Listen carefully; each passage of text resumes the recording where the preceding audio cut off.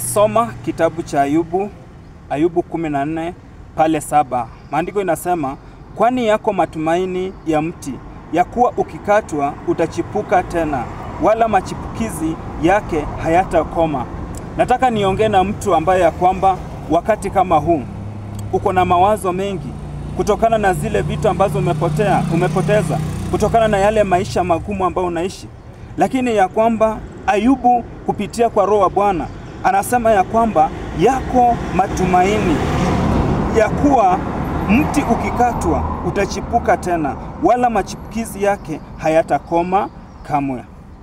Sijui ya kwamba ni nini ambacho ungependa kufanya, ni nini ambacho ulikuwa unafanya. Labda ulikuwa na biashara, hiyo biashara imedidimia, unashinda utaanzia wapi. Mwingine alikuwa na kazi akafutwa, mwingine ya kwamba ulikuwa unaishi maisha mazuri, lakini imefika wakati ya kwamba unahangaika, wewe ndio ombaomba.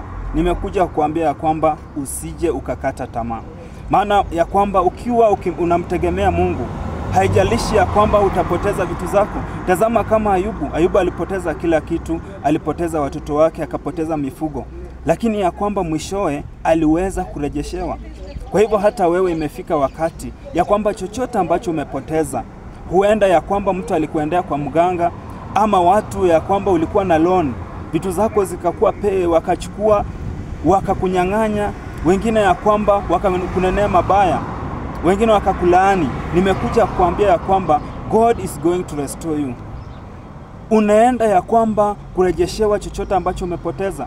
Na kama wewe ulikuwa Mkristo, ikafika mahali ukaanguka, watu wanakuchekelea, nataka kukuambia ya kwamba inuka, ujipanguze mavumbi, endelea na safari. Mungu anakupenda, na ile kazi ambayo Mungu alianzisha katika maisha yako lazima ataikamilisha. May God bless you.